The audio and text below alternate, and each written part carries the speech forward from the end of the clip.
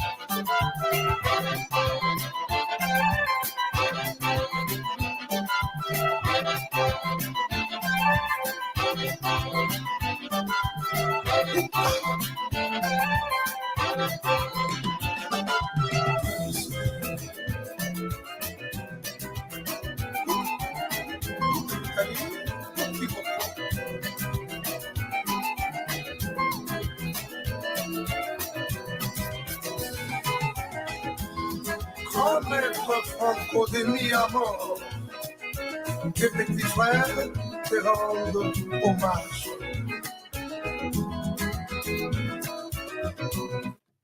Okay, good morning and welcome to another edition of the Newsfile. Today we're going to talk about, in fact, everything that has cropped up over this week. And I like to say, I do apologize for running a bit late, but hey, it's one of those things. I bet we have a lot going on, so sometimes you have to bear with us. You know, we've got another, got the family responsibilities as well, so we had to, get all together. But at least we thank God it's another day, beautiful Friday. It's getting a bit rainy and wet this time around, but we're going to manage it whichever way. Good morning to you, and good morning to our brothers and sisters who have joined our conversation. Right, so let's start with my brother Joe, who is on the line. Good morning, Joe. Good morning, Director. How are you, sir? Oh, by God's grace, we are managing. Are you mourning the Queen? Because you're talking very much of an undertone. Can't really hear you. Or you don't have to say, I suppose. Well, we are all in grief, We are all mourning, yeah. So mother is gone. Yeah, I think irrespective of whatever view you hold of this country and this, can you hear me? I can hear you, yeah. Just that I'm going to need to speak a bit up. You are, well, I can hear you, but it looks like you are just a bit down, that's all. Yeah, so what I was saying, is it okay now? Yeah, it's fine. What I was trying to say is that no matter what view you hold with regards to this country, I mean, this is a sad day. I mean, it's really sad, considering the fact that the woman is also a grandmother to all of us, irrespective of, she is a grandmother, and you look at her age, that alone should send you into mourning, so it's really a sad day. It's really sad. I mean, this morning I was going through the papers and I looked at some of her pictures. She's really a modest woman, and I felt like crying this morning, but, I mean, it is what it is. What it is. Yeah, I mean, she has to at one day, answer to the call of her maker, and she's done just that peacefully. And we should all be grateful as well. That did you ever have an encounter with him? I mean, I haven't met. I've not even been to the Buckingham Palace because I remember when Kufuor came here sometime, and then I tried going there, and that was it. But honestly, regardless of how long I've actually lived in this country, I've never met him. Well, same here. I think it would have been a privilege to have met him, because you look at how people jump into the sky when they meet even corrupt and thieving leaders. So how would I kind of react? I mean, I think I would probably get into the sky and be dancing in the sky if I had met the queen. I mean, so yeah, I think yeah, it's a great loss to some of us who probably would have aspired to have met her and we didn't get the opportunity. But then probably the son now takes over. Maybe he is going to be our lucky star where we are going to have the privilege to meet him. So yeah, when when a door closes, another door is open. So probably yeah, some of us, our hope of meeting the queen or the king probably will come to light, in the wake of the son taking over. That's right. That's right.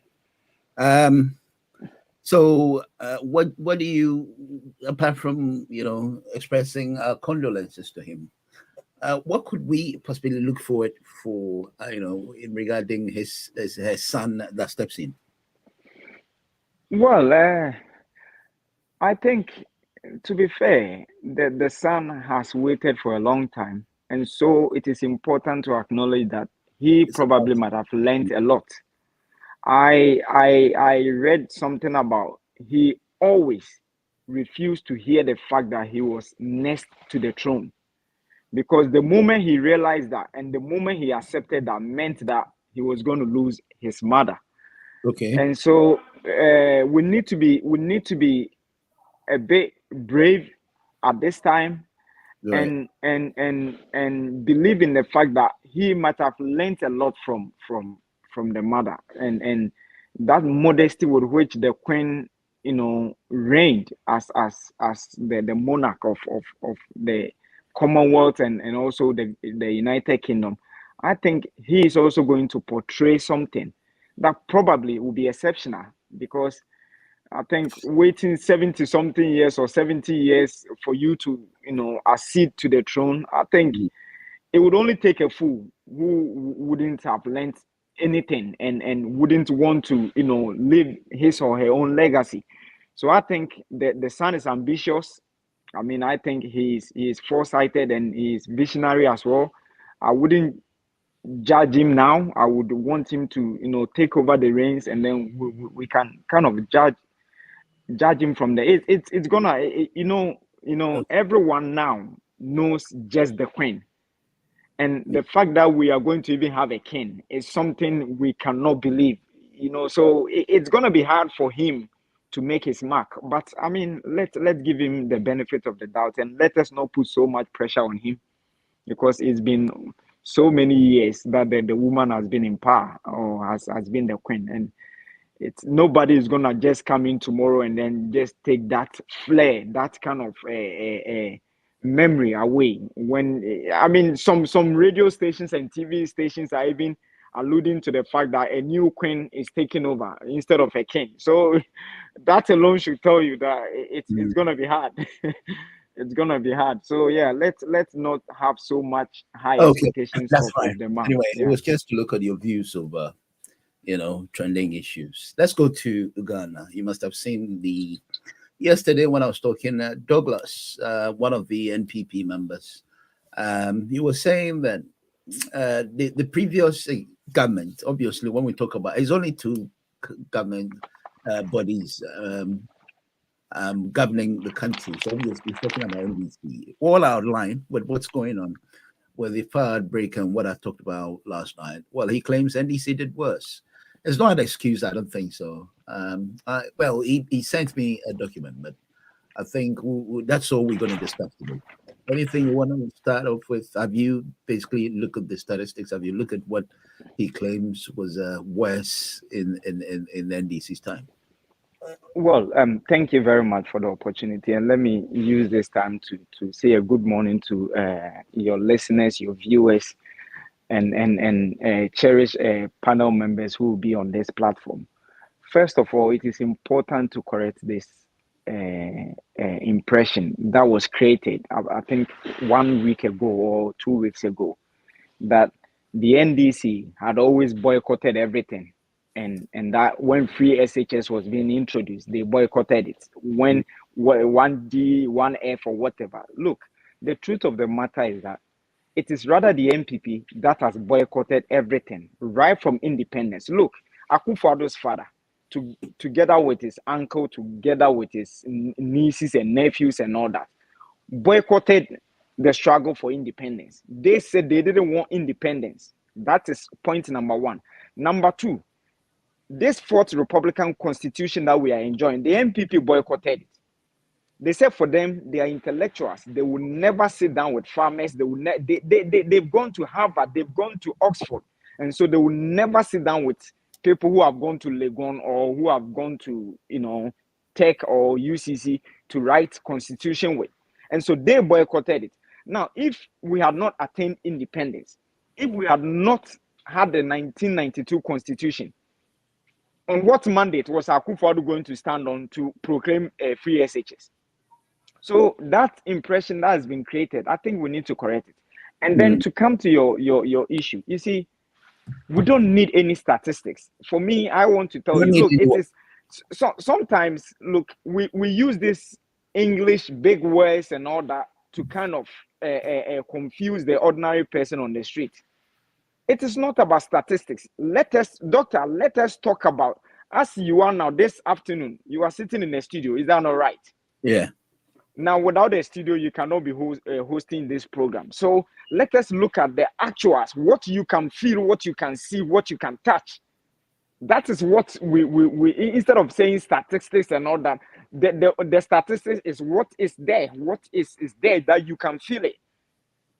Comparing the NPP and the NDC, let us look at the actuals. If you look at the record, who extended electricity into rural areas, you can never say this thing without mentioning a certain Jerry John Rawlings. Oh man, this is the man who made sure almost 70% of Ghana's rural areas had electrification. You know about the rural electrification project under the district assemblies and all that kind of thing. It was under Jerry John Rawlings. If you look at the capacity, the megawatts of energy that has been added into our national grid, you can't say it without mentioning the NDC. If you look at polytechnics in Ghana, you cannot talk about it without mentioning the NDC. If you look at universities, as we talk today, apart from Kwame Nkrumah, who else has added more universities to our universities in Ghana? You can only talk about the NDC. If you talk about hospitals, cheap compounds, and so when people want to say what sort of statistics, the only thing I cannot compare the NDC to the MPP is corruption, especially under this government, especially even under Kufuor, the money. Look, Rawlings had a gift. This gift, he turned the gift into establishing a university, which is University for Development at is it UDS? University for Development Studies, UDS. Rawlings established that. Kufuor went to HIPIC. What did he do? He built toilets. That was all. His only achievement was building toilets with all the HIPIC, all our loans that were forgiven, written off, plus those other ones that were given us as a result of us being HIPIC. He used it into enriching himself and his family, and he only gave us toilets as the face of the HIPIC that we went. HIPIC only symbolized the toilet only symbolized the HIPIC initiative. There was nothing. If we had a visionary leader under Kufuor, if he was so visionary, if he was someone who thought about the nation, this HIPIC, we could have had a monument, and you see, an enviable monument that would be showcased as one of the benefits we've attained when we went into HIPIC. But what did we see? Nothing, except HIPIC toilets all over Ghana. That is what he did. Now you look at John Mahama. You see, if you can hate the man, you can hate him. I'm not saying he's an angel, but one thing John Mahama has done, which is so enviable, which I think many people cannot compare to, and now they would want to resort to defaming him and saying all sort of things just to discredit him. Our airport today, Ghana's airport today, is one of the best airports in Africa. Ghana's airport today is one of the best airports in the world. That is the legacy of John Dramani Mahama. He didn't go for loan for it. He didn't borrow money for it. It was financed and built using the state money through Ghana's taxation and all that. He built that airport. Today, UGMC, that medical center we have there is one of the best in the whole of Africa. Today, the KJTR market is one of the biggest and the best in Africa. That you can never have an equivalent of the KJTR market anywhere in Africa. You can't, not even in South Africa, which we think is even properly developed than Ghana. Not even in Libya, which we think is also properly developed than Ghana. Okay, so let's look at with this, if not to say reckless, way of handling things. I mean, we don't have the firemen in place or anything that tickles fire with the armed robbery, the drugs, all that seems to be going on. And so we're looking at what you're telling me is a comparative statement, probably to answer Douglas' question. But let's look at what it is that you think the judiciary should do something about it. I mean, they're fighting the corruption, they fighting all these armed robbers that come from other parts of the world and all that. You know, there's always a police chase and police gunshot in streets and things like this. Still, we get these things still going on in the country. And are we not prosecuting them enough? Or what's the problem? Well, Doc, you would agree with me that Ghana, we are used to proverbs and countries. Yeah, we are used to proverbs, and you know that Ghana, one elderly person cannot say one or two words without bringing in a proverb. You understand that? And one of the most predominant and proverb is when an elderly sit down for the young ones to misbehave. When we are talking about people who misbehave, he will be counted as well. You understand? You know that assertion. Now, if corruption is going on, the judiciary, the judges, you talk about the district court, the lower court, the circuit court, and all that, they are all seen to be corrupt. Now, who is the leader? It's the Chief Justice. Today, as we talk, the Chief Justice, there is an albatross hanging around his neck, and it's a $5 million bribe. He has not been able, even as a Chief Justice, if in any civilized country, in any country that has people of integrity like a Chief Justice, by now, he would have availed himself to the judicial scrutiny. But what do we see?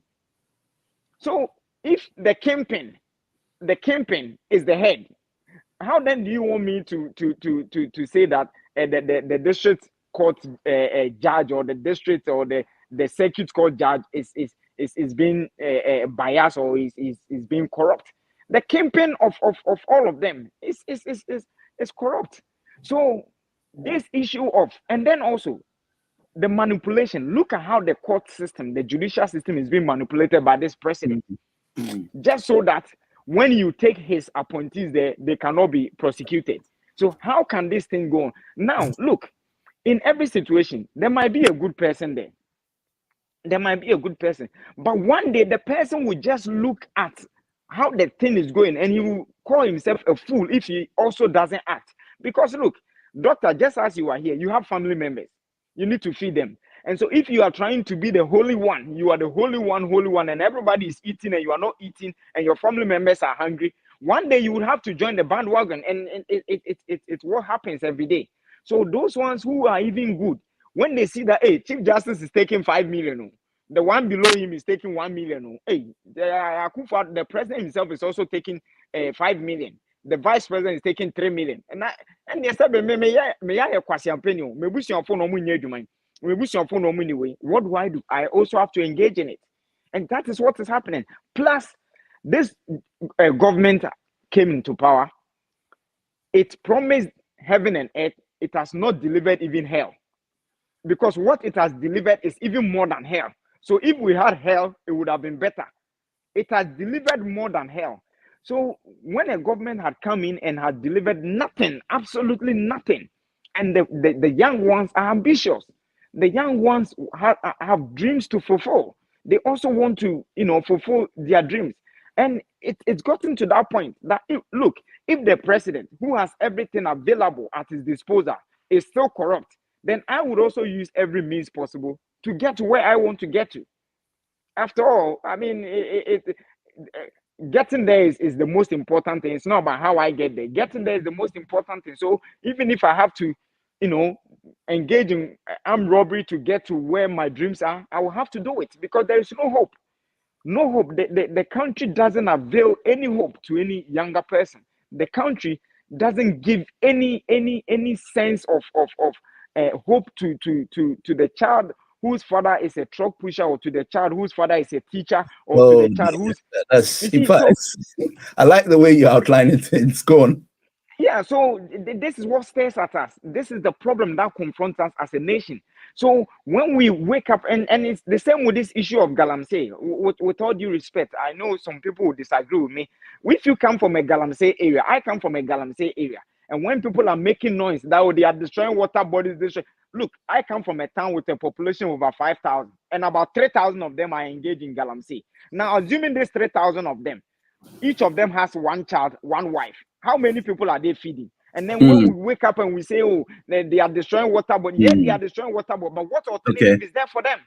Right. What alternative do we have for them? You are sitting in Accra and doing what you can to me. They don't have any other alternative. They don't have any life. And the president is busy stealing. So what do you want him to do? We are all going to aid and abide in the destruction. You cannot tell me the president has the right to steal, has to be stealing from the state, but I do not have a right to also steal. You can't say that. So it is the motivation that the younger ones and the followers are taking from their leader. So all that is happening is as a result of the leader showing us with no direction, the leader giving us no indication of any hope, the leader telling us that in front of us is even darker than where we are now. So what do you do? Yeah. So it's a shame. I am not happy talking about this thing, but the point is that we need to confront these issues head on, and we need to be truthful. Look, Dr. Kwame Nkrumah did make a statement. Okay. He said that, look, he said, I am prepared to have a freedom that comes with a danger than a servitude in tranquility.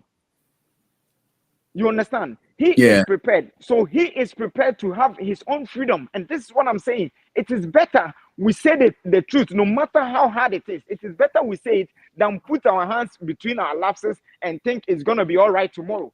We need to say the hard words. We need to use the harshest language we can ever use so that things can be corrected. Because if you, today everybody is mourning the Queen. Everybody is mourning the Queen. Even the armed robber in the UK is mourning the Queen. You understand? So if things are okay, we would all subject ourselves to the laws and everything. But when leadership hasn't even subjected itself to the very laws it is asking us to subject ourselves to, then we are left with no option. So the issue of corruption and all that stems from leadership. It is from leadership. It is leadership that is showing the way. Look, today, a video is circulating, the president taking a bribe. Today, we've seen the best friend of the president. There's a saying that birds of the same feathers flock together. We've seen the video of the football associate, Ghana's former football association's president, saying that with I have the president in my pocket. This president, he likes money, so if you give him 5 million, he will sell the whole nation to you. Oh, we're selling Ghana for 5 million.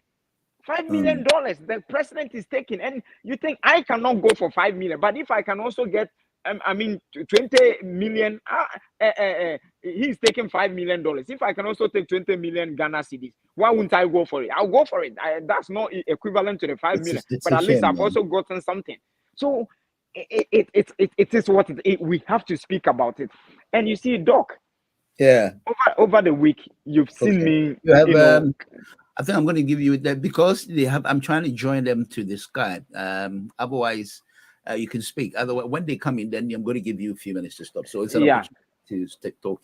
Over the week, you probably might have heard me say some things I am not supposed to say. Look, nobody is mad. Nobody is crazy. that they will just wake up and say they want to insult people in the same age as their parents or as whatever. Nobody will do that. It is situations that lead to people saying all sort of these things. But then before you judge those people, you need to first of all assess the statement those people are making. Are the statements true? Are the statements justifiable? And sometimes we say people have insulted people. Sometimes it is not an insult, it is descriptive. And when things are descriptive, it is what it is. If I say, look, you have a head that looks like my brother's head, it's descriptive. It's not an insult. I'm not insulting you. I am only trying to. You want to clarify that? Yeah. So all I'm trying to say is that. No problem. All I'm trying to say is that when people have found the luxury to attack some of us because we've used certain words they deem as unpalatable or unfit to be used on our leaders. And the same people sat down there. You see, doctor, the biggest insult is for you to be compared to a child who cannot think. You know, when you have a baby in the first place, they cannot reason, they cannot think, they can. So to be compared to a baby, it's a very big insult. But we sat down there, Esla Usu compared the president of Ghana, who was building Terminal 3, who was building UGMC, to her son, 8 years or 6 years or whatever son, that her son was better than the president. People sat down, they were quiet, because to them, it benefited them. They were seeking power, and so every language was okay. The president of Ghana, can you hear me, doctor? I can hear you live and clear. Yeah, the president of Ghana, he said, if he doesn't win the presidency, Ghana will turn into Afghanistan. The president of Ghana, he challenged Ghanaians, and in fact, he incited Ghanaians that, look, if people are not getting job to do, Tunisia should happen in Ghana. Tunisia should happen in Ghana. All those words, they were palatable. Yes, they were words from Angel Gabriel, so it was okay. But when someone has made his face like he has lost the queen, and you say it, they say that one, you can't say it. Sabi, doctor, ubufu obian will say ubufu. Why you wouldn't kusu? Obian will say unuma kusu. Anamwa. Now when you say it, they say, hey, na ma many there or no Jesus Christ and man can ask them. Look. Okay, Joe, I've got Sabato on the line. What do you mom when see we are now my first Sabato? And the American and say, look, Muma en kanokre. Dia and then would hear me Joa and or China, ye Dr. Morton, and yet I will not sit down here. Me NDC for many of my contokwa. The things they did that were not right, I said it. So if today the NPP is doing, you correct somebody or you call on somebody's attention or take we're kind of saying, yeah, me mama no, sebi, mesre no, so Timin can kwan NPP for Timin can, sebi, nenimi ya kusu on sere, no crack. Sabi o ya mame nti me mpesa odi nenim kusu be kwa kwhia is your him is it an insult anyway? It's not an insult. It's not an insult. Nti nenim ya kusu do is ya on him ya wi a ya be de on him si say ya de on him levy be ba ya be pesika koye on him yi ebi a nkofo be ba mpanyimfo ba Barack Obama mu ina ba na se ya de ya mame first lady be kona nenim ya kusu a na sebe ono na ne mame ewu na ne papa ewu. Okay, so you are here this time around. You are here, so at least you can talk back. Let me get Sabato. Okay, thank you very much. Good morning, Sabato.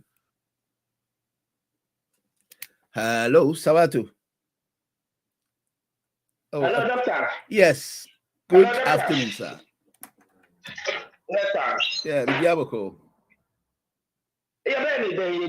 okay, so you're live on that, sir. You want to go on? Yeah, what is happening? Well, so yesterday, the news that I sent you in the evening about the fact that a judicial system right under their nose, you can tell about people getting away with things like this because the far outbreak, for example, we can talk about negligence. With that, we can talk about whoever is in charge of that. But when it comes to the drug abuse, the rape, things that are not acceptable in society. I think they're all swearing, weighing under the nose of our judicial system. It looks like people are getting away with it. Yesterday, Douglas sent us a document to say that during the NDC time, it was worse. What are you saying to that?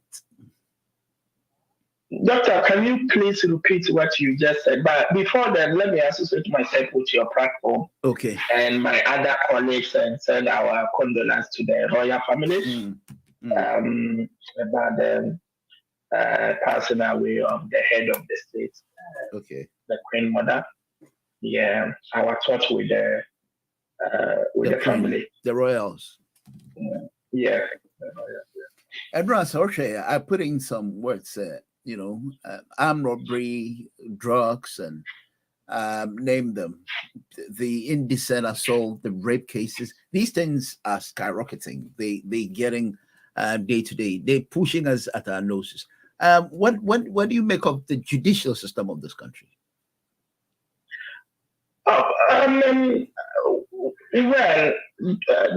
Doctor, you know how far we have come with for the past 2 years or 3 years with our judicial system back home. And you may recall when the Ghana High Commission to the UK forum, I don't know whether you were there or not. And it came across about our birth certificate now being challenged at the Home Office for the past 2 years now. Because if our judges decided not to accept our birth certificate, how then do you want the Home Office in UK to accept your birth certificate? And these and many more have come to our notice about the challenges that we are facing at the moment when it comes to our judicial service in Ghana. Judges that somebody can buy a goat and go and give it to them, or a yam, maybe 10 pieces of yam can even change a decision from the judges. And then a lot of them, they influence them with money, which also change the outcome of their decision. So clearly we are in crisis. If you may recall, just last week when John Dramani Mahama made more than 200 NDC lawyers, and in front of them, he did mention of it will take a new leadership for confidence, for responsibility, for accountability, before the Ghanaians can even believe in the correct judiciary. Because if you may recall also, there was a CCD report or survey that came out not long ago. Most of the Ghanaian people have lost confidence in the judiciary, and that is a big blow. A country with a democracy, if we are going that and then every survey they come out, the people are not having the confidence within the judiciary, that tells you that we are heading in Sabato, your line is gone very faint. Are you with your phone or where are you? Yeah, I'm with my phone as always. I cannot hear you properly. I'm with my phone. Hello, doctor. Hello. Hello, doctor. Yeah, your line.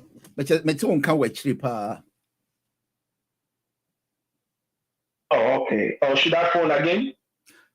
Maybe. Okay. All right. And Mr. Tegbe, can you check your mail? I'll send you your message to add to the conversation so you can come on. That's why I'm struggling to get you on. Otherwise, I'm going to go back to Joe.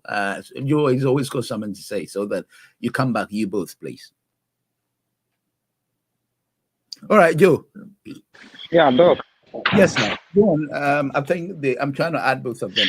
I'm struggling to do that. So I think Sabato is also saying that in as much as we criticize him, we are even lucky to have him as a president. Well, there is a saying that you can tickle yourself and laugh. I mean, that is, you are not laughing at anyone's comedy. You are laughing at your own self. You understand? So the man, I've said, and I will not be apologetic about it. He's petty. he doesn't have respect for Ghanaians, and so he will say any disparaging remarks, and just to wind us all up. Because if in any case they say self-praise has no recommendation, this is a fact. You cannot get your wife pregnant and go to. Yeah, you cannot get your wife pregnant and go and stand on top of the tallest building and say, I'm the happiest, I've done well, I'm the greatest man on earth. I have impregnated my wife. Do you know how many people have impregnated their wives? So let your in-laws and your friends come and congratulate you for impregnating, or no, you congratulating yourself. So what he's saying, you see, in any case, the first question that needs to come to any sensible Ghanaian's mind is that if he had done well, why does it have to take him to say what he say? Why are Ghanaians not going to him and say, Mr. President, we thank you? Maybe when you look at the previous government, he feels he's serving the best. Because nobody recognizes what he has done. He has done nothing. So they say, if nobody praise me, I'll praise myself. So he's now praising himself because he has done nothing. Look, under this administration, you were talking about corruption and the judiciary. Under this administration, do you know the institution, the state institution in Ghana that is the most corrupt institution? It is the executive. So where are these? But the CDD report, as mentioned by Sabato, is there. Go and see. The most corrupt institution in Ghana is the executive. And that is where the kingpin is. The Achim Mafia, the Achim Sakawa boy, that's where they are. The second one is the judiciary. And who is the judiciary head? The Chief Justice. He has 5 million. And you see, all of them too, they have 5 million links. Akufo-Addo, you give him 5 million, he will sell Ghana to you. The Chief Justice, you give him 5 million, every case is gone. So for them, 5 million is their God. If you give them 5 million, I tell you, if we give Akufo-Addo 5 million now, maybe he would even bring the Queen's body to Ghana for us. That is who he is. 5 million is everything for them. So you see it, corruption emanates from the executive, and it's a shame. So if such a person comes out to say that I am, you are lucky to have me. Lucky in what sense? Lucky that in your tenure, when you became president, the issue of corruption has become so large that it is no longer a shame to be corrupt. It is now, you now get a national award for being corrupt. That is what it is now. Because in any case, the Chief Justice has been awarded because he's corrupt. Today, those who are doing visa scandals and visa, frauds and all that are being awarded. Today, the Galamsey campaigns, those who are campaigns in Galamsey are being rewarded. So in this administration, it is, you are only rewarded if you are corrupt. You are only rewarded if you are corrupt, if you are a thief, if you are a criminal. That is why the likes of this guy, Owusu Bempah, who we are told is alleged that he was even raping women in UK here, is being awarded. Because it is only when you can, the one who commits most crime is the one who gets the serious award. He gets the serious recognition from the president. Today, look, in any serious country, no criminal will be introduced to a president. Is that not true? Doctor, say this. Yeah. This is not, in any country, you cannot tell me you are going to bring a criminal and take him to the number 10 Downing Street. Can you do that? Well, you can't. Can you do that? Can you take a criminal to go? You can't. But Namwan was introduced at the Flagstaff House. Can you be, well, that man has promised to get all their money back for them. That's who promised? Who promised? Namwan did one. Namwan, the money has given to Akufo-Addo's wife. And when we say Akufo-Addo's wife, Wajisikan wa muna nenim because some person ever can ask him. Wajisikan wa muna nenim Namwan sikan waje. No muna nenim not to anti unke kankura. That is the problem. That is the problem. Namwan's issue. Namwan. People have trust in Namwan because of his association with Akufo-Addo. He was the president of Ghana. Your intelligence doesn't tell you that this boy is a scam. What kind of country are we running? What kind of a state is that? That the president doesn't have any intel. Now there was a video circulating Yeah. recently. Hold on 1 minute. I Okay. don't want to cut you. And Sabato is back on. If you want to give me in 2 minutes. Yeah, After we are I going think I've had enough time, so I'll allow him to continue. Okay, thank you very much. Sabato. Yeah, doctor. Hello, Sabato. Yeah, doctor. Yes, I'm saying Kakra. You can go. Okay. I don't know. I think it's the next one. I actually called you. I only call you on WhatsApp, but this I don't know if Esla Owusu has tagged my phone. I don't know. No. I called you on WhatsApp, but this time I called you on, so it's fine. Yeah, with this same registration that is going on, maybe she has tagged my phone. Who knows? No. Yeah, but doctor, like I was saying, a country that people rape and go free, a country that people kill others and go free, a country that accountability is nowhere to be found, a country that nobody takes responsibility, a country that people just wake up and beat others and go free. And it's only the judiciary who are there to make sure that the justice is being served, but they have refused, all because of some gain that it will go into their favor. That's what they have been thinking of. So clearly, when it comes to this kind of thing that you are saying, and that has ballooned the crime rate. Okay, Sabato, say Akufo-Addo now, also AJ backlash. Oche now, in fact, why Lucky Crowd say you have someone like him?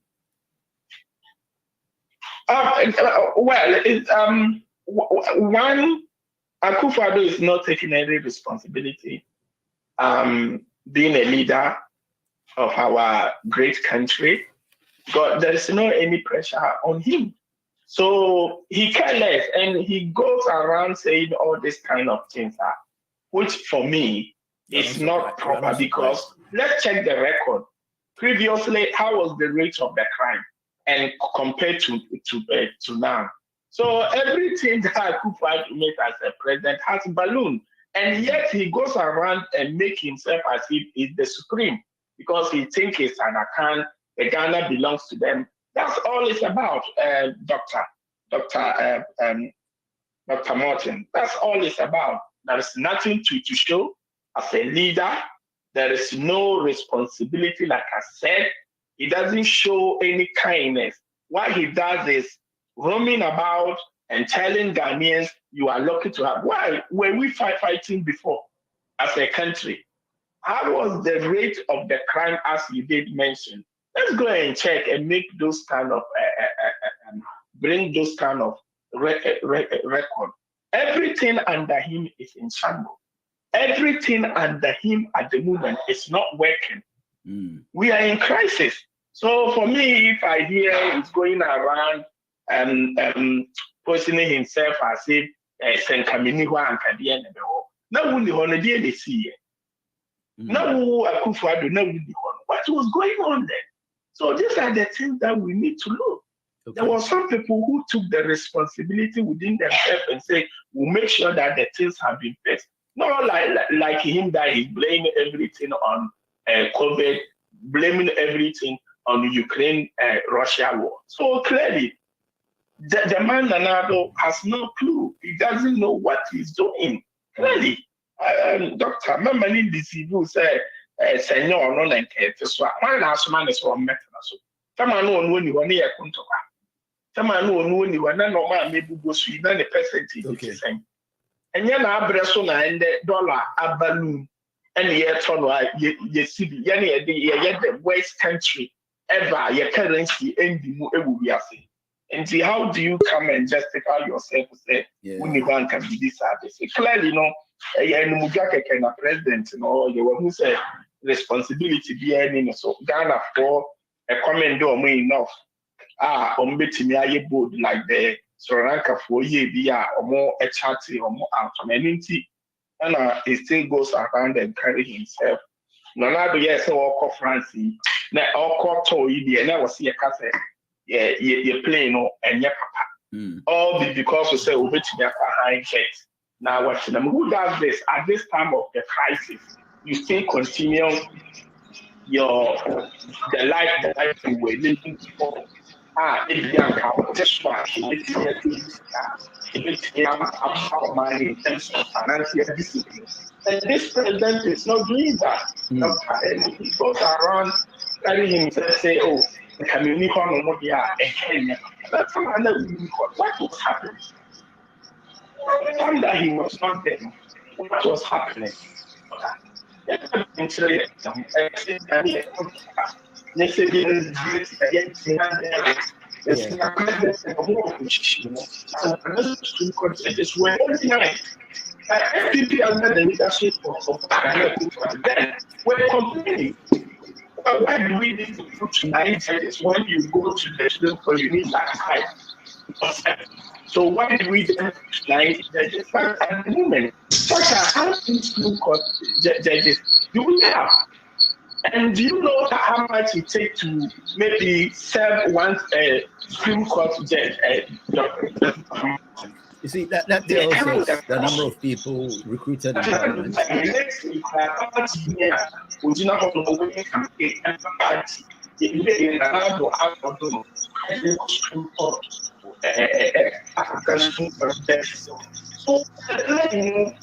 Okay. He wanted to be a president, and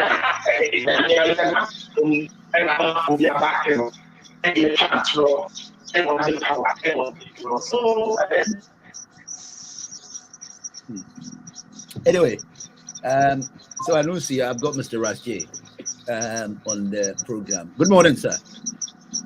Good afternoon, Doctor. How are you? Very good afternoon. I'm very well, thank you. How are you? I'm okay, given the circumstances. We give thanks for life every day that we are blessed with another opportunity to make a difference. Today, I'm not too bad. Well, welcome.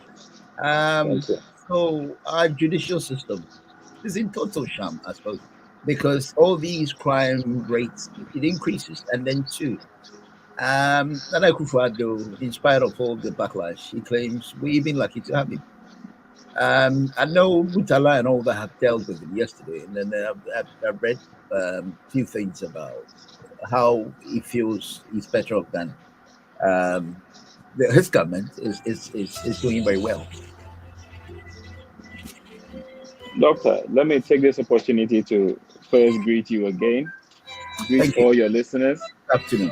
Greet all my fellow comrades, NDC members, and all discerning Ghanaians around the world. Hold on, Sabato. Did your line cut? Yeah, Doctor, I think I'm having an issue with my network. I realize you're having technical hitches. Yeah. Okay. Yeah, what I'm going to do I will wait a little bit to see how it settles down. So. Oh yeah, even as I think it's fine. But let me get Mr. Rashe to talk, and then after that you can come in. You can hear him from the other side. Thank you. Okay. All right, go on, sir. Okay. I mean, it is sometimes sad when you read certain comments, but then I don't blame, the current president for any of his statements that he makes. He has continuously tested Ghanaians, and he has come to the realization that most Ghanaians are hypocrites and cowards, and nobody will bite back. In any serious country where he made that useless statement or irresponsible statement, he would have woken up to millions of people on the street and everything coming to a standstill. But we are the Fama Nyami people. Even when somebody is poking us in the eye, most people will be quiet or they will attack whoever decides to speak the truth. So that is where we find ourselves. It is total shambles because I keep making reference to the Japadia document. If you read the document, nothing that's happening will surprise you, because this is a document that has been produced after research, and it's a document that is like a manual that they are executing step by step. So the state capture is not only capturing the economic part, but it's also capturing the arms of government and gaining control, so that in the case where everything comes to light and Ghanaians become more enlightened and start pushing back, they will have the legal arm or the influence to be able to suppress the will of the people. I think I've sent you a copy of that document. I hope you have read it. Oh, hi. You know, this is where we find ourselves as a nation. It is very despicable. Our president is more interested in tweeting and more interested in still indulging in luxury and wasting money than doing Yeah, anything but it looks to like now bring. he's no longer flying the private jet. Now he's made to understand he can only use a commercial flight. Is he? Yeah. So what I'm saying is, if he knows that and is still flying, well, I mean, lately we've never had him, fly with the commercial. No, because Ghanaians are not angry enough. We don't rise up because people don't rise up. Sometimes you get wary when you are making the noise or trying to educate people and people don't pay attention, or you have, sorry to say, but maybe out of ignorance you have other people just defending without even verifying what is being said. That is the sad situation that we find ourselves in. I mean, let me take this opportunity and just highlight a few things that, Okay. the predecessor of this current president did, Oh, the line is full already. Yeah, go on. which was, probably ignored. I mean, empathizing with the needy who had a challenge. We know what JM did. Training of health professionals, Hmm. things that were done. And the flaw of JM pre 2016 was probably not making noise. He was not touting what he's deemed as his work because he thought that was his mandate and it was his duty to just do that. Whereas we have somebody that is prepared to indulge in the pomp and pageantry, sword cutting here and there, launching projects that he has no intention of, seeing through or completing. And that's where we find ourselves. Now, you go, on the web, you can read about some of the things JM did. Meeting the challenge, changing health needs of the citizenry. John Mahama, His Excellency, led the government to continue to expand access to health training institutions. Those institutions, he did not lock away and take the keys with him when he left office. Those institutions are serving Ghanaians currently. And those are things that you look out for. Social protection. That was a very unsung achievement of His Excellency John Mahama.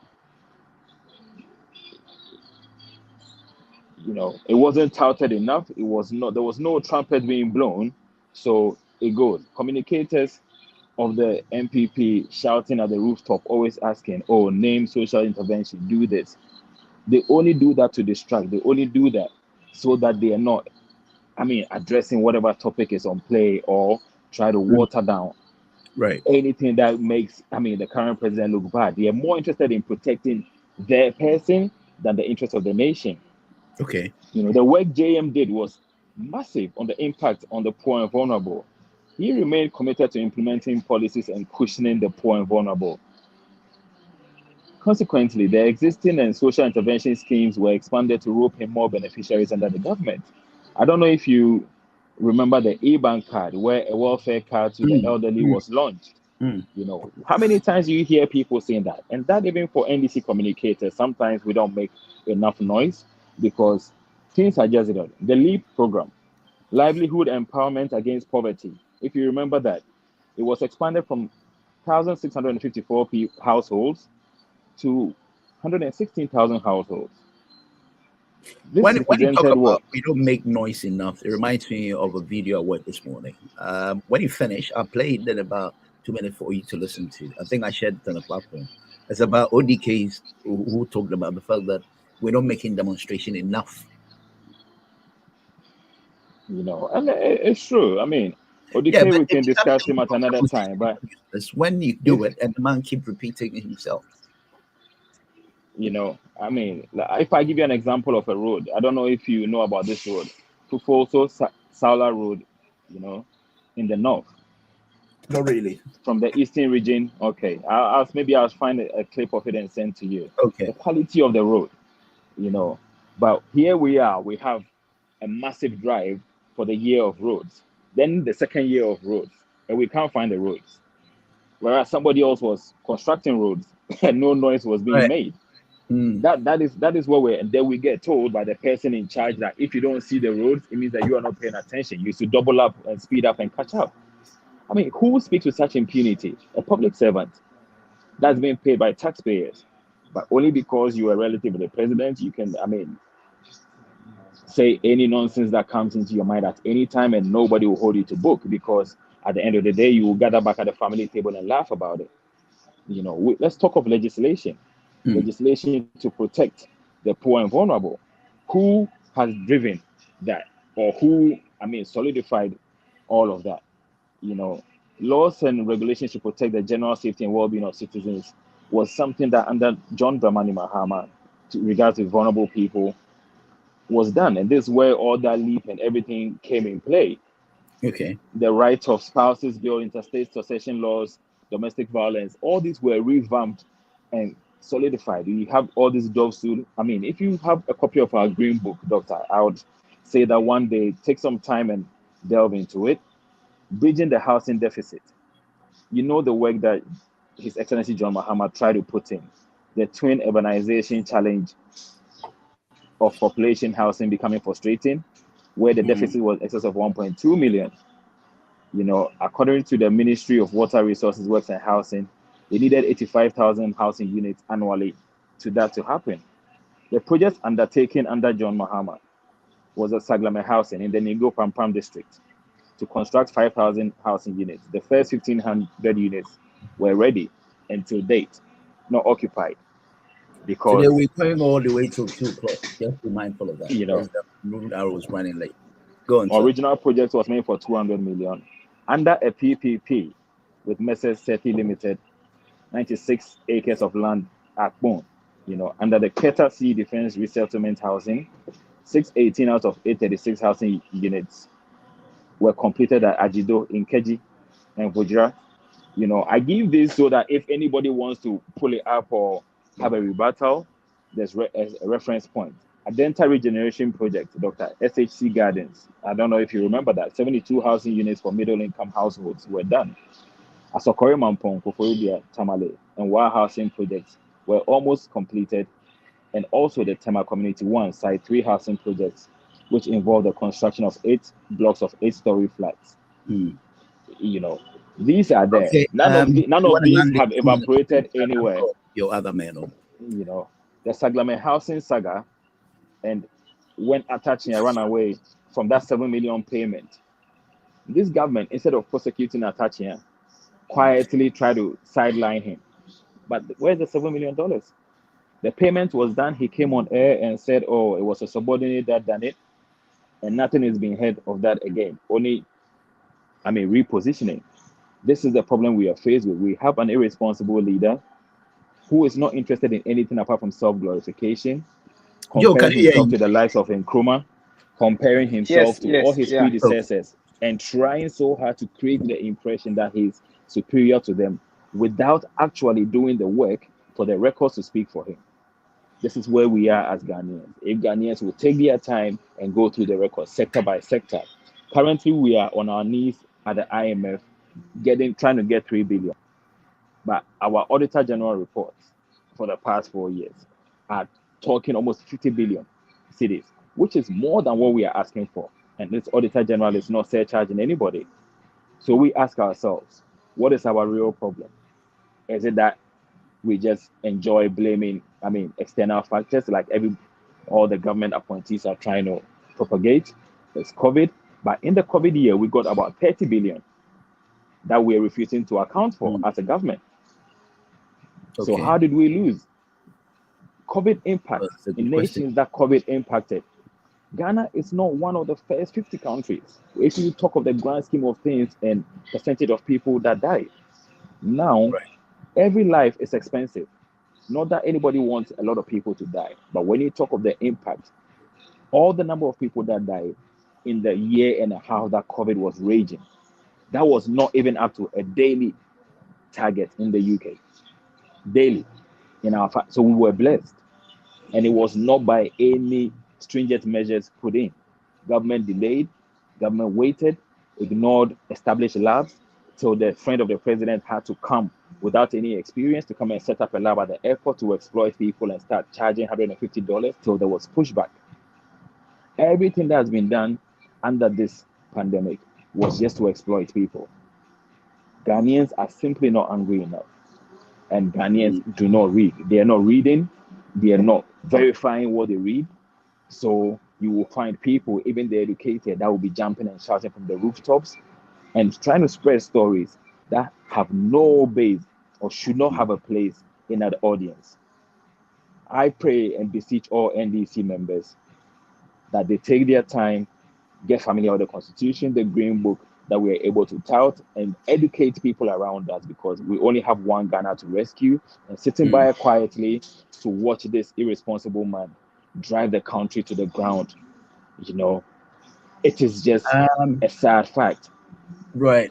And we should not sit by quietly to let it happen. Yes, you can ask your question, Doctor. Well, so what is happening now? You see, yesterday I was talking to Gideon, one of your members, and then I was asking him about the health issues, the doomsaw that arguably it looks like it's better than the NDC when it started, and then Gideon was rather opposing what I was saying it was better. Now with the nurses allowances and the health issues, you have all that in place. Doctor, should you be giving the money to come back in 2024? Doctor, Doomsaw was with us pre-John Mahama. The only difference under John Mahama was that as a leader, he took responsibility for the problem that he did not cause, apologized as a leader for the discomfort of his citizens, and then offered or made a promise that he will solve that problem. Was that good? You apologize for what you haven't done? Please let me land. As a leader, the buck stops with you. The glory comes to you, the problems come to you. So as a good leader, yes, it is good to empathize with your citizens. So he did apologize for the discomfort of the people. It did not mean that he caused it. He apologized as a leader who was supposed to be providing solutions. And then he gave timelines within which he was going to provide the solutions. Within those timelines, he provided solutions. Now you have communicators of this present government saying they have solved it. Please, I beseech anyone from that side of the present government to come on air today and challenge me or provide the solution that they provided to end Doomsaw. Because there is enough of the lie, there's enough of the disrespect of coming on air every time and people holding a microphone and just lying, knowing that nobody would go. What did they do to solve the Doomsaw? That is the question. Are you saying that at the expense of people not having the facts and then talk loosely? Is that why you're saying? No, they have tested and known that people do not follow through after hearing headlines. So they speak anyhow. And they know that their leader is equally irresponsible. So he will not hold them to book for misinforming. He will rather be rewarding them for coming to lie. You recently must have seen a video by the current energy minister saying that the Doomsaw that people were experiencing, it's not the Doomsaw like 2016, but it was rather Doomsaw. And that people, at every time that they had a power cut, would see people on the power lines. Let me go to Joe, and then let me just make one last point, something for you to peruse. That you say the last point project. Yeah, let me make a last point because this was just answering your question. All right. If you remember, the desalination water project, which was the first in West Africa, came under His Excellency John Dramani Mahama. Even though water is one of the most abundant resources on earth and it's a scarce commodity, this is so because 97.5% of the water in the world is salty oceans. So with his vision, and according to the report by UNEP, he decided to embark on this. First in West Africa, we need to know things like this. That when people are making decisions, they are making decisions based on verifiable information, not promises, catchy phrases, and slogans like the Sky Train that is disappeared. And I hope that I will get time today so that we can revisit the Aisha Huang situation and how porous our borders are and the games that are being played with people. Okay. All right. I yield my time for the next caller. All right. Thank you very much. Joe, you're next online, please. Yeah. Thank you. And I would want to say good morning to Sabato and a good afternoon rather to Mr. Tegbe who just come on though. You see, Doc, Mm. one thing I probably agree with Akufo-Addo for saying we are lucky to have had him, and probably disagree with my seniors on is the Is it fact that building yes, the state? we are lucky to have him because he has not finished looting the state. We are lucky to have him because someone built the infrastructure for him and he has come to destroy all of them. That is where I agree with him. Yes, we are lucky to have him because for him, even if he goes about to sleep with prostitutes, everybody will be quiet in Ghana and not talk. That is why we are lucky. Patrick on Facebook says, "I'm happy to for what this guy is saying. He's been very honest. So far, Mr. Nanadu has done nothing. That's why no one is defending him. Okay, that's fine. Yeah, I'm not sure who and between then you or Mr. Tegbe is and talking. then But and if you then want you see to, we Patrick, are you want to send me the message as to who between the two you're talking about, and then we can take yeah, that. and Thank then we need to choose between integrity and lies. You see, we are looking at having a leader who is listening. A leader listens to the words of his followers, right? Now, John Mahama has done something that, as usual, the media will not talk about it. Yeah, the media wouldn't say it. John Mahama has said, I've heard Ghanaians talk that in UK, where we come to borrow as little as £10,000 and all that, in the US, where we go to borrow as little as $5,000, they don't have ministers more than 20. So when I come back, I'm going to run the most lean government. This is a listening person compared to a person who is praising himself and touting himself as the one who created heaven and earth with God. So the difference is very far. It is not just difference in government, as in the achievement of each of them, because Akufo-Addo has no achievement anyway. But it is also the difference in integrity, you. the difference in wisdom, and Okay. it looks like John Mahama outstrips Akufo-Addo in every aspect of the divide. Everywhere the argument lies, the man is got no clue. I don't want to use the certain word because that is what describes him Please, anyway. But if I say it, they please, will say you are insulting. He's please. brainless. The man is brainless. A lawyer who they bring a contract before you, he said he didn't read it and then he signs it, and then they said Ghana should be sold to people so that they kill all Ghanaians, and he has sent his signature to it, and every Ghanaian is to be killed. This is the president we have. Doctor, my colleagues, my seniors have said a lot, and it is important that Okay. we all challenge ourselves to what they have said. The question is, what my seniors have said, is that the truth? That is what we need to examine. And of course, that is the truth. The John Mahama built Terminal 3. The John Mahama built the UGMC. What has Akufo-Addo done? Amidst all the COVID revenue and all that. And doctor, I don't Yeah. want to speak too much because I know I've already spoken about 5-10 minutes before my colleagues came. So I would Yeah. want you, And the but let line me is say very one busy. thing. Let me say one thing. The Doomsday issue you are talking about, I want to challenge you because the MPP have been making issues around that they have solved Doomsday. Now you understand, or you bear with me that recently the MPP was accusing the NDC of importing in too much excessive energy. That Ghana is losing money for that energy. Did you ever come across that news item? Hmm. Now, if Doomsday was not resolved, how then did the NDC bring in too much energy? If you see, you can only have excess when you have enough. So if we didn't have enough to solve the Doomsday, how then did we have excess energy that Ghana is losing for it?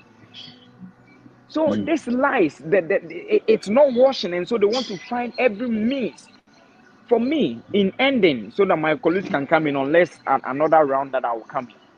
I want to say that look, let us be eye open. Let us not be tribalistic. Let us not be because we go to the same church with this person, and so let us examine the facts. Let us look at first the development of Ghana. If you love MPP, and for that matter, MPP is not doing anything good, and NDC can do good for Ghana to develop, you need to vote for the NDC to come and develop the country.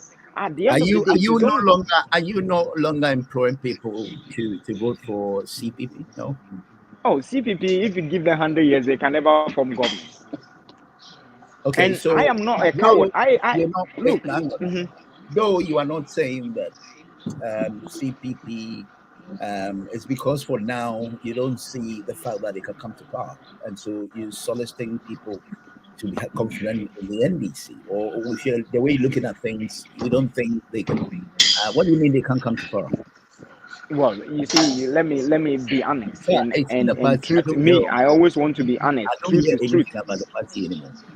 Truth is truth. The CPP cannot form government. Even if you vote for them 100 years, they can never form government. The truth of the matter is that John Mahamma's father was part of Nkrumah's government. So if I vote for John Mahama, I am voting for Kwame Nkrumah's son anyway.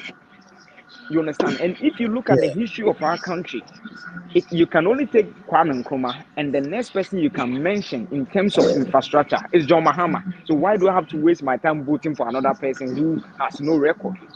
I will vote for the one who has the track record.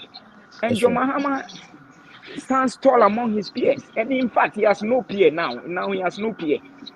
There's nobody we can use to compare to John Mahama. The man is visionary. The man has foresight. And the man thinks about Ghana. And so I would rather want us to discuss the issue where John Mahama has listened to the cries of Ghanaians and said, look, you have said we have too many ministers. When I come, I am going to bring it down. Let us discuss that issue. Let us question NDC and John Mahama. How is he going to do that? That is more relevant than talking about this man who goes about sleeping with children as young as 20 something, and then getting his nakedness everywhere, and then disgracing please, who is sleeping with children under the age of 20?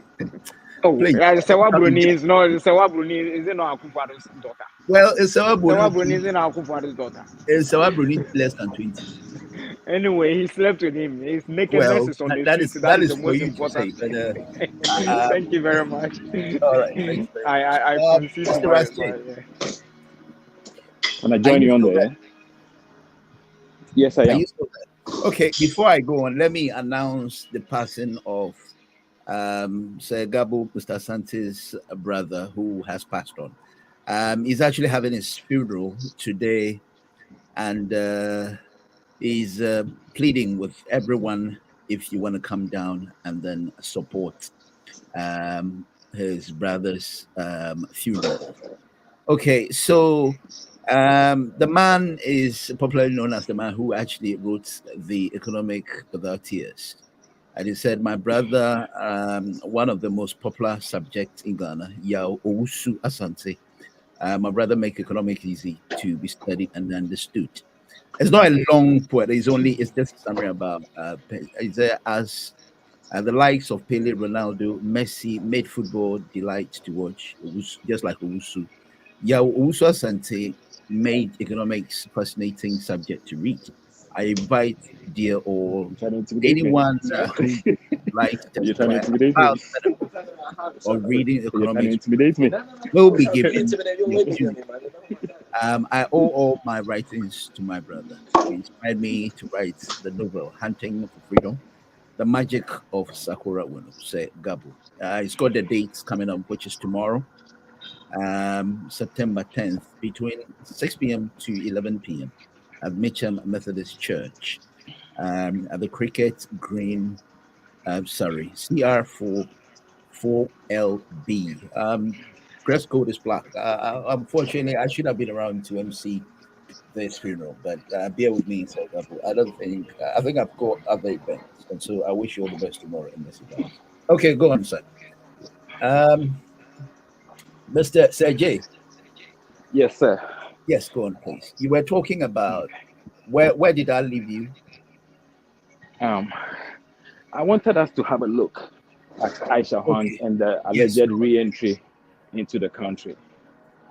Now, I haven't forgotten you. I'll call you. Just that I wanted to it's make an sure. issue Fine. that seems to have been brushed quickly under the carpet with all the gimmicks and the Attorney General behaving like a poodle, saying he's taking over the case and he's going to reopen the case that was there before she got deported.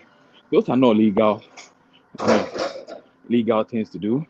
Now, our main question we should be asking ourselves is, with the statement issued that she came in through the port of Togo, where is the evidence of that? Ghanaians need to be very careful when we take some of these, game stories and just run with it. We've been told the course she came in through, but nobody is being able to provide anything to back it up. And all of a sudden, it's swept under the carpet. Now, the story says that she got a Togo visa. It means that she didn't have a Ghana visa. So how did she come to the port of Togo? We have immigration people, staff present. Somebody was on shift that day.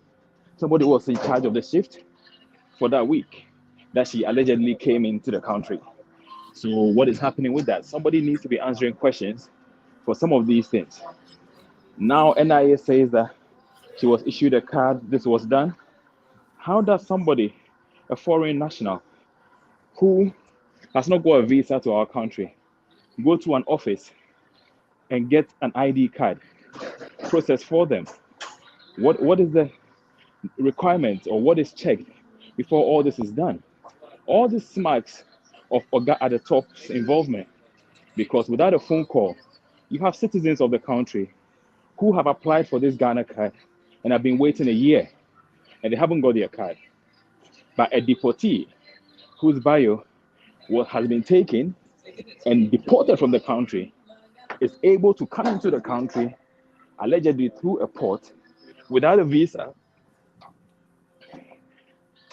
and stay in the country for 8 months, allegedly coming in through Togo, working in Kumasi, then going to the northern region to go to an office. This is a joke. National security should be held for this.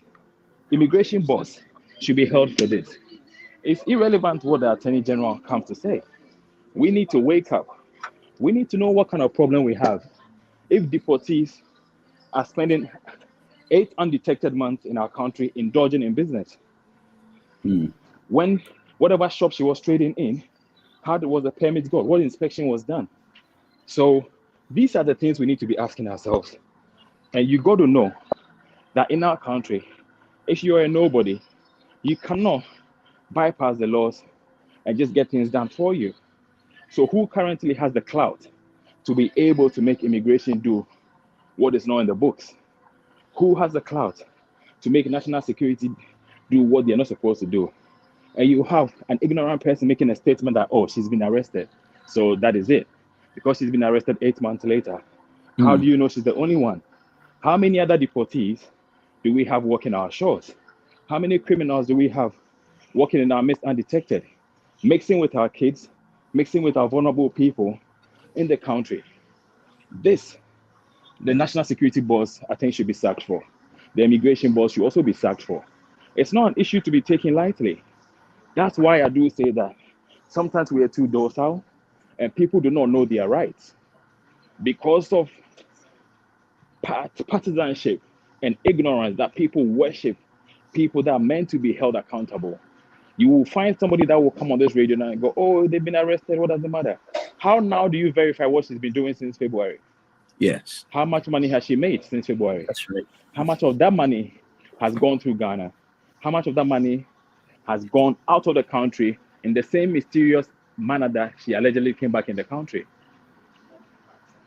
How or what is our standard procedure when somebody is deported? How are security agencies notified? Because I will presume that if you ban me from coming on your radio station, they will have a picture of me. They will have a copy of my phone number so that when I call in, the next presenter is able to know that this person is not allowed to be engaging with us. Are we saying that we deport somebody and then the security agencies are not made aware of it? I mean, the sad thing is that NIA releases a statement to say that it was flagged up that the bio was in the system, but she was given an option to either proceed with getting a card and producing the details later. So when it flagged up, one notice came up. Did they come up that this person is bad, this person is a deportee? Were the police notified? That is what I mean. That what is our security structure? It's not just having a minister that models in pajamas and takes pictures and twirls and twerks around for females. You know, the grandeur is good, but you have to be delivering in your position before you are able to run your mouth and just make noise and make baseless comparisons to your predecessors. There has to be a record. Do people feel safe in the country right now? Would you feel safe knowing what you know now with Aisha as a test case, knowing that a deportee has walked the country for 8 months allegedly? Would you feel safe knowing that when you have a problem with somebody who can be in police custody and disappear, they said escape? How did the person escape? Even the initial escape, who was the police in charge? Who was on duty? Did they break away from the jail? Because if they broke away, how did they leave the country? To escape. Because for an escape, it is either you forcefully leave your holdings, or a careless officer leaves the place open for you to escape. And if you're escaping, you are in holdings without your phone and everything. Did she walk away from the station and go onto a plane and go away? This is a joke. It's very disrespectful to the citizens of Ghana, and people need to pay more attention to this and demand accountability. I suggest the Minister of Interior, National Security Minister, Immigration Boss be pulled up very, very hard on this. But unfortunately, knowing the leader that we have in place, he has his hand in every pie. Based on his own incompetence, that's how he chooses his appointees. So I am not expecting anything, but I would implore Ghanaians to get up and fight for what is right. Ghanaians to get up and make noise for what is right. For the safety of today, for the safety of the kids that we are bringing into the system, and for the future of the ones yet to be unborn. We cannot sit by for one person or a group of small, very, very small people with nothing to show, keep capturing state funds and capturing resources and using it to just fool people and bamboozle their way through the system. Tomorrow, we'll all be slaves on our own land. We need to be careful. Ghanaians, rise up and start paying attention to what happens around you, and do not sit by quietly for these things to be happening. Thank you very much. You've been very rapid in your last submit. How do you call it? Contribution. Joe, are you there? Oh, I can't hear you. Okay, let me get Sabato then. Let me get Sabato, so that I look at what he has. I decided to call to get you guys, so that I look at what he also has. His line was not coming clear, but hopefully I should be able to get him now. Now that I'm trying to get him. I hope he picks up. If it's not busy, then we can get him. But I'm going to read Facebook message. Patrick Kaplan, he said, I am MPP, or I might not NDC MPP. The truth is, must be told, Ghana is going down. It's all down to the president to put measures in place. Okay, we'll see how it goes. Yeah, Sabato. Can't take your call right now. Just leave your message up. Okay, Sabato, I've missed him. Okay, Joe, are you ready? Joe is not in. Okay, go on, Raske. I think Joe's line is also busy. Yes. So here we are on this sad, note. But unfortunately, people have still not woken up, or people are still so buried in their hypocrisy that they are unable to look deeply into issues. I am imploring Ghana that we don't have another Ghana to play with. When you get up and you rise up and you demonstrate, it draws attention. It also lets the authorities that are trying so hard to fool you know that you haven't been fooled. You are aware of what they are doing, and you demand that they do better. There is nothing wrong with voicing your displeasure. It is not about the age of the person. Okay. It is nothing wrong when you are paying somebody and you want them to do what they are contracted to do.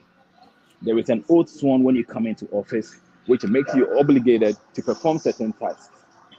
I mean, I have thrown that challenge in my previous submission that I want an MPP communicator to come online and speak about how MPP under this government managed to solve the doom so. Nobody will call in to say that. When they call in, I guarantee you, they will say something like, oh, you can't speak like that. Oh, a lot of things have been done. It's all around. If you want to know, you can know. It is just arrogance and impunity that makes them make loose statements. It's only to satisfy the fan base. It is nothing else. I mean, His Excellency John Mahama, it took him to take potable drinking water to Chebi, where this present president had been a member of parliament and did not even lobby for that. Fine. Now that he's the president, he has done a lot in his town. I'll give him that. But is the rest of the country feeling that? Are you only doing things for where you come from so that you'll be hailed as a hero? What is happening in other places?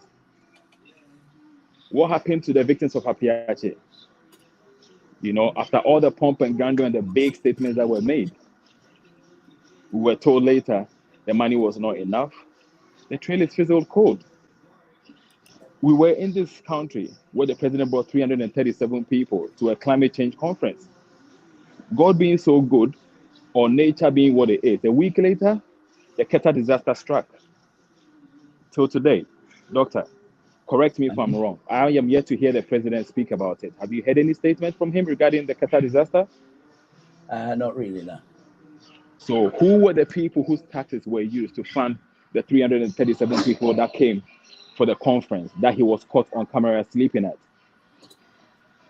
Are we serious, people? When do we demand accountability for the people that we pay? We have a Land Cruiser, maybe a luxury car this, dedicated to driving a chair around. That chair then has a driver and a guard. That is their job, being paid by taxpayers to carry a chair from point A to point B. Every time, a president who is a civil servant moves. It is a sad situation. But this situation is enabled by those of us who do not demand any accountability. Thank you. And just sit by quietly and think that when we wait, the time will run out. As time is running out, the minds are being captured. As time is running out, we have a finance minister who, with his deputy, have been book runners and have been gaining every time the country borrows. So somebody that makes personal gains from borrowing, why do you think that they will not be encouraged to keep borrowing and tell you they're not receiving salary? The commission is big. They don't need a monthly salary. It won't do anything for them. Kinky Party, we were here. Doctor, do you know the treasury bill rate as of today? 27.5. I hope you remember the campaign time and how they bastardized the at the time current rates that were existing in the country. Because I called you earlier, I couldn't get you. That's why. It is okay to say everything. Okay. And His Excellency John Mahama was good when he said, posterity will judge him. Posterity has been more than kind. He has been judging in real time. Every lie is being unearthed. Every propaganda message that was put across paid people to disrupt the country, to fool people that will not do their due diligence. Time is a beautiful gift because time will reveal whether you have any depth in what you do or not. You know, when rating agencies being used to bastardize JM and saying that everything that the rating agencies were saying was unreal. Now the same rating agencies are being told that, oh, they don't have a good insight into what happens in the country. All of a sudden, they're not good enough or knowledgeable enough to speak about our issues because that is the defense mechanism that is put in place. We are not serious. We need to wake up. We need to look at these things very, very carefully. And we also need to look amongst us to see the people that defend the wrongdoing willy-nilly, the people that contribute to throwing dust into other people's eyes. They are the danger, the hypocrites amongst us. They are the most dangerous people of all. They will not check what goes on, or they know very well what goes on, but they will at any cost defend tribal bigotry. They will at any cost defend their personal choice because they have so much ego that they cannot say, oh, I was fooled in 2016 when I went to back this person who had no track record because he said Somishe or whatever that he was saying with nothing to show for it.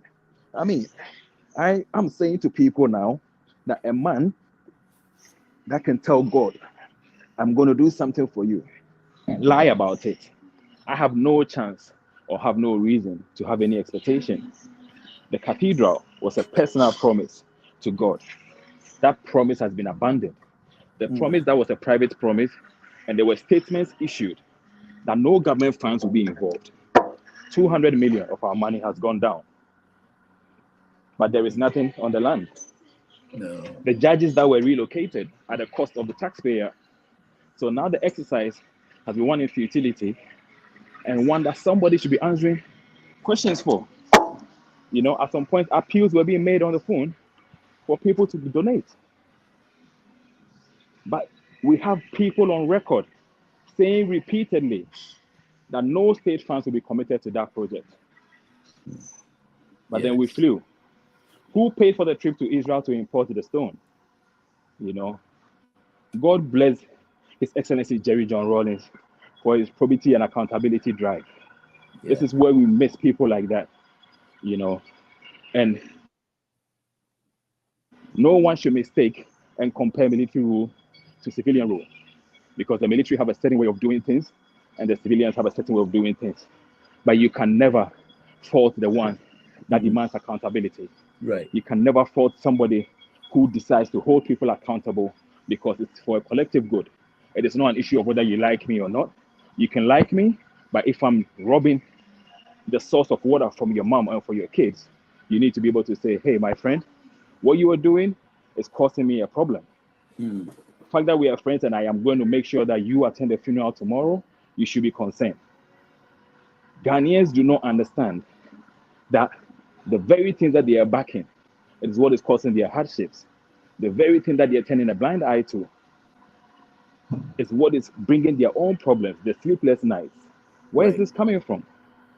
Why is it that today cement is at 73 cities? I will quote the Vice President, Bawumia, who asked this question to the S1 Mahama administration. How did the pandemic, this was during the Ebola time, how did the pandemic bypass Cote d'Ivoire, bypass Togo, I can't find Sabato, bypass Benin, and locate Ghana? The rest of the 5 minutes to talk, and then we close. How did that happen? That a pandemic bypassed our neighboring countries and attacked the economy of Ghana. Today, go to Togo. Are they complaining like we are? Go to Cote d'Ivoire, go to Benin, go to Nigeria, our surrounding countries, and check their COVID numbers, the deaths, the impact on their GDP. How did that happen? The exchange rate has exposed us. But I am grateful that the Vice President listed the members of the economic management team, and he did implore Ghanaians to forever remember their names.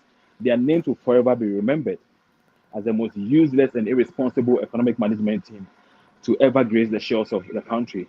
I hope we never as a country have to face any group of people that are so reckless in their management of economic affairs. Take each individual. Now everyone is lacing their boots for the top spot. Why? Because after this performance, everybody thinks it's fair game. People that would never have thought 10 years ago they could be president. Now everybody thinks, oh, it's okay. Because if Zacchaeus can be a president and nobody is in uproar, the man whose nude pictures are everywhere, the man who used state security forces to try and rob an ex-girlfriend so that to suppress information, and Ghanaians are now demonstrating, it's fair game now. You see a new aspirant with his people already saying, oh, if you are somebody that chases girls, then it's fine because you're a man. That should never have happened. These are conversations that as a top job holder or top office holder in the country, you don't entertain. Right. Because our constitution says that you do not do anything that brings the office in disrepute. Oh dear. Disrepute meaning that you don't do anything that opens the door for conversations of distraction to be happening. Because you're meant to be left free So your character should be above reproach. Your private life should be above reproach, because everything you are doing is under scrutiny. You are meant to do things that only brings glory and is in line with the Constitution to bring progress to the citizens. Your job is to solve problems and give direction as to how to get to the next stage, building up on things that have been left to you by your predecessors, bringing in your new ideas to do. But what do we see? I asked the question last week and 2 weeks ago. I'm yet to get a response. I need somebody, a die-hard MPP, or even yourself, doctor, to point to me, and I'll cite an example. A Tuabo gas project by his ex, while John Dramani Mahama has paid for itself and is bringing revenue in. What project in this past 6 years has been undertaken by this present president that the country can boast of revenue? Well, so are you able to help me with that? Well, I think he was confident talking about, who was talking about the ambulance, and you posted what revenue is that bringing? It was last week, was it? What revenue is that bringing? Well, before the Atwabo gas project, we were importing gas on a yearly basis, about 500 million, if I am right. I will need to confirm that figure. We're not spending that amount anymore. That is a cost savings right there, because we are producing our own. Right. A time is that is what is revenue. These are the things we need to look out for. Who is helping? You know, that's what we need to look out for. It is not just dressing up and standing in front of microphones saying something useless and then getting in the car and going to sleep. Ghanaians need to go beyond the joke. We need to go beyond that. We all know that currently the NDC is the only party poised to take power. Anyone coming at this point to talk about third force, we know is joking. Okay, so Mr. tried his best in 2016. He fielded 197 candidates for parliament. The CPP that people are talking about, they didn't even field 60 people in the last election for parliament. So that's what we mean by serious people, serious contenders that have actual plans of governing, not just showboating, coming up and during the last 5-6 months of election to cause a distraction or trying to force a runoff for someone to recognize them. We are beyond those games. Let's be serious. Let us be serious. Terminal 3 Airport.